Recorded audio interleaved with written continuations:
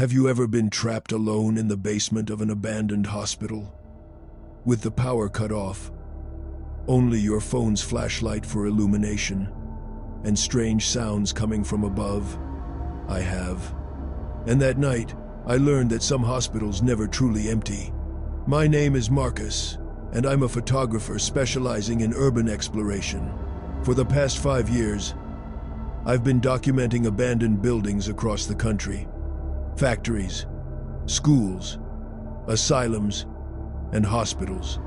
Each location tells a story of decay and forgotten history, and I've always found beauty in these forgotten places. The Riverside General Hospital had been abandoned for nearly 15 years when I first heard about it.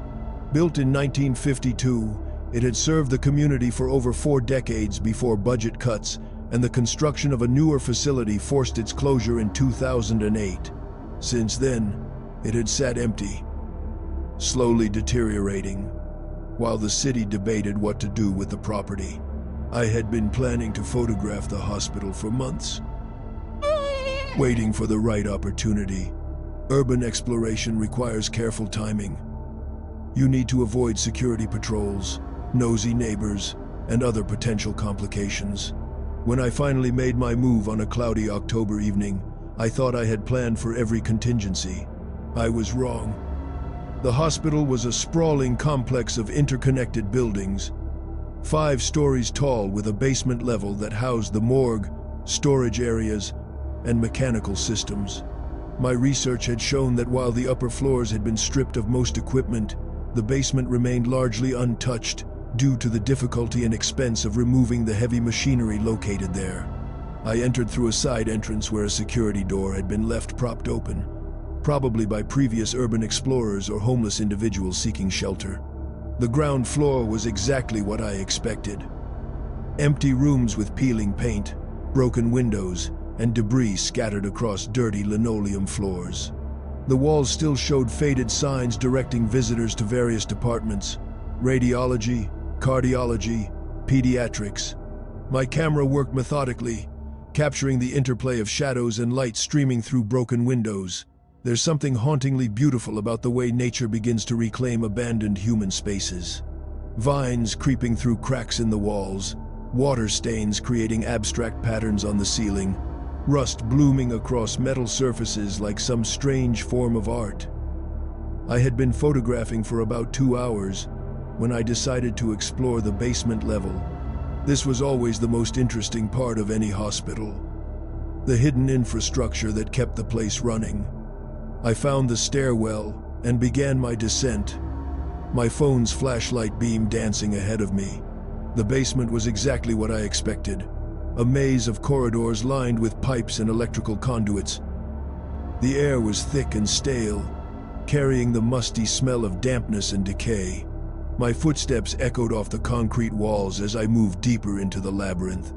I was photographing an old surgical table that had been abandoned in what appeared to be a storage room when the power situation changed dramatically. Not that there had been any power to begin with. But suddenly my phone's flashlight began to flicker. Battery at 15%. I cursed under my breath. In my excitement to explore, I had forgotten to bring my backup power bank.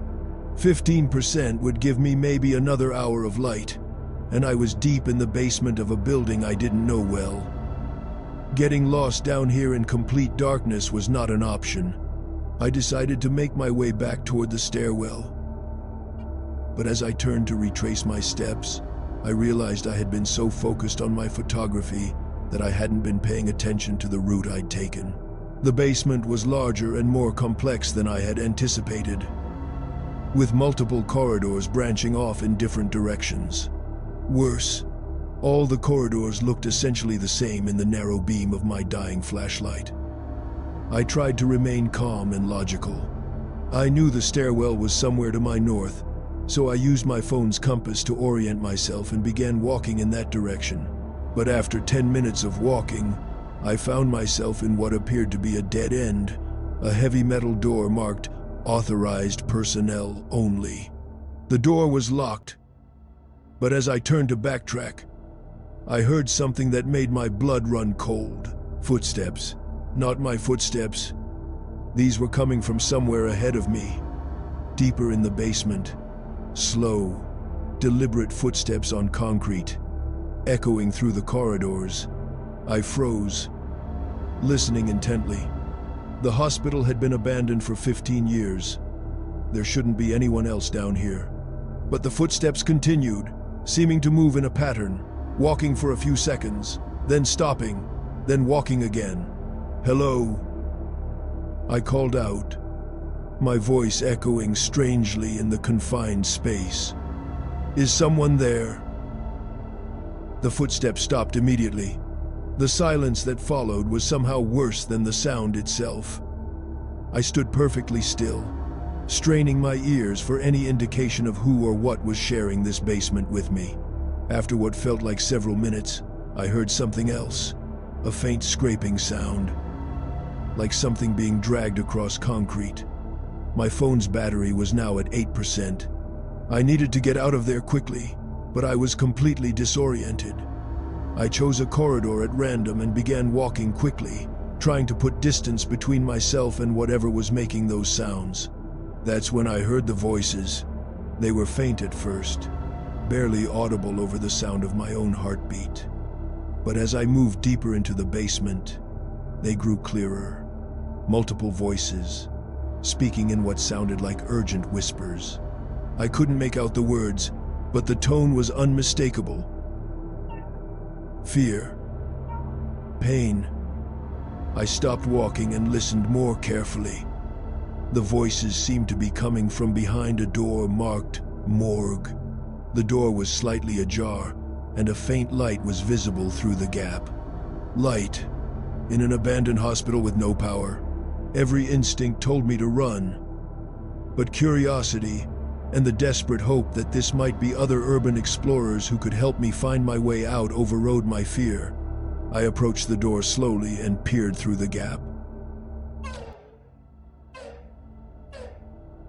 The morgue appeared to be fully operational.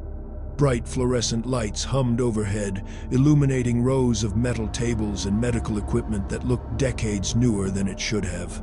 And standing around the tables were people in medical scrubs and white coats, working with the focused intensity of a surgical team. But something was wrong with the scene. The people moved in a strange, jerky fashion, as if they were marionettes being controlled by an inexperienced puppeteer. Their faces, when I could see them, were pale and expressionless. And the patients on the tables. The patients were clearly dead, had been dead for a very long time, judging by their condition. Yet the medical staff continued to work on them, performing what appeared to be surgical procedures with meticulous care. I watched in horrified fascination as a doctor in a blood-stained coat made precise incisions in a corpse that was obviously decades old. A nurse handed him instruments that looked more like medieval torture devices than modern medical tools. Neither of them spoke, but their movements suggested they were following some predetermined protocol. And then one of them looked up and saw me. The doctor's head turned toward the door with mechanical precision, his eyes locking onto mine through the gap. His face was gaunt and gray, with skin that looked like old parchment, but it was his eyes that made me stumble backward in terror. They were completely black, like voids in his skull. He raised one skeletal finger and pointed directly at me. That's when I ran. I bolted down the corridor, my phone's dying flashlight creating wild shadows on the walls. As I desperately searched for an exit, behind me I could hear doors slamming open and the sound of pursuit, multiple sets of footsteps moving with inhuman speed through the basement corridors. Battery at 3%. I turned corner after corner, the basement seeming to stretch endlessly in every direction. The pursuing footsteps grew closer, accompanied now by other sounds, metal clanging, wheels squeaking, and what sounded like medical equipment being rolled across concrete floors. Finally, miraculously, I spotted the stairwell. I crashed through the door and took the stairs 3 at a time, not stopping until I reached the ground floor. Behind me, The basement door slammed shut with a force that shook the entire stairwell. I didn't stop running until I was outside the hospital and back at my car. Only then did I allow myself to look back at the building. Every window was dark, just as it should be in an abandoned structure. But in one basement window, barely visible from my angle, I could see a faint glow. My phone died completely as I sat in my car, trying to process what I had experienced. I drove home in a state of shock. The images of that impossible morgue burned into my memory. The next morning, I began researching the history of Riverside General Hospital more thoroughly. What I found explained everything and nothing at the same time. The hospital had indeed closed in 2008, but not due to budget cuts, as I had originally believed. It had been shut down following a scandal involving the morgue and pathology department. A whistleblower had revealed that certain staff members had been conducting unauthorized medical procedures and experiments on both living patients and corpses. The investigation had uncovered evidence of grotesque medical malpractice spanning several years. Patients had been subjected to experimental treatments without consent.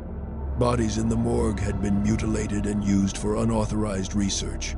Several staff members had disappeared before they could be arrested, and others had died under suspicious circumstances before they could testify. But the most disturbing detail was in a local newspaper article from 2008. The whistleblower reported that some of the morgue staff claimed to be continuing important medical research even after the hospital's official closure. They spoke of their work as if they were still actively employed, still saving lives, still making medical breakthroughs. Security had found evidence that people had been living in the basement for months after the closure, using stolen hospital equipment to continue their twisted experiments. When police finally cleared them out, they discovered makeshift operating rooms, preserved specimens, and medical records detailing procedures that violated every principle of medical ethics. The basement had been sealed off after the investigation, but clearly, those seals had been broken at some point. I returned to the hospital one more time. During daylight hours, and with fully charged equipment, I wanted to document what I had seen, to have proof that I wasn't suffering from some kind of breakdown. But when I reached the basement level, I found all the doors welded shut with heavy steel plates. A security guard who caught me explained that the city had finally decided to seal the basement permanently after incidents involving urban explorers and homeless individuals. He wouldn't elaborate on what those incidents involved, but he mentioned that several people had been found in the basement in a disturbed state over the years. Some places just need to stay closed, he told me as he escorted me from the property. Some things are better left alone. I never did get the photographs I had planned from that basement, but the images I captured in my memory are more vivid and terrifying than anything my camera could have recorded. The official explanation for what I experienced would likely involve hallucinations caused by toxic mold, carbon monoxide exposure, or the psychological effects of being in a stressful environment. Urban explorers occasionally report strange experiences in abandoned buildings, and there are usually logical explanations involving environmental factors or pre-existing mental health conditions. But I know what I saw in that morgue. Those weren't hallucinations or environmental effects. Those were the remnants of something that should have been stopped years ago but had somehow continued operating in the shadows, long after the hospital's official closure. The most disturbing aspect wasn't the impossible nature of what I witnessed.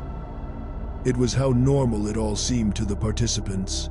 Those figures in medical scrubs were going through the motions of legitimate medical procedures, as if they were still bound by some professional obligation that transcended death itself. I've since learned that Riverside General Hospital isn't unique. Across the country, there are abandoned medical facilities with similar histories, scandals involving unauthorized research, staff members who disappeared rather than face prosecution, and reports of ongoing activities years after official closure. The medical profession attracts people with a genuine desire to help others, but it also provides opportunities for those with darker impulses, to hide behind the veneer of scientific research and patient care. When oversight fails and institutions become corrupt, the damage can persist long after the buildings are supposed to be empty. I still do urban exploration, but I've changed my approach. I research locations much more thoroughly now, looking not just for interesting architecture, but for any history of medical malfeasance or unexplained incidents. Some buildings carry too much negative energy from past events, and certain basements are best left unexplored. The camera equipment I used that night still works perfectly, but I've never been able to look at the final few photographs I took before my phone died. Something about the shadows in those images suggests shapes and movements that weren't visible to my naked eye at the time, sometimes late at night.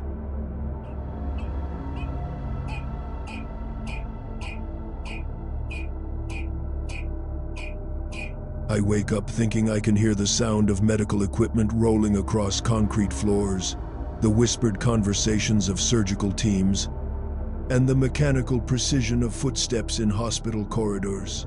These sounds aren't coming from outside my house. They're echoing from some deeper place, some basement level of memory, where the experiences of that night continue to replay. The official records show that Riverside General Hospital was demolished 6 months after my visit. The city cited structural concerns and the cost of renovation, but I suspect the real reason was simpler. Some buildings become too contaminated by their history to ever serve a positive purpose again. But demolition doesn't necessarily end everything. The people who worked in that basement morgue, whether they were living, dead, or something in between, were driven by an obsession that transcended normal human limitations. That kind of dedication doesn't simply disappear when the building comes down. I sometimes wonder if they found another abandoned medical facility to continue their work. Another basement laboratory where they can pursue their twisted version of medical research without interference from ethics boards or legal oversight. And I wonder how many other urban explorers have stumbled across similar scenes in other abandoned hospitals, only to dismiss their experiences as hallucinations or environmental effects. The truth is that some medical facilities never really close.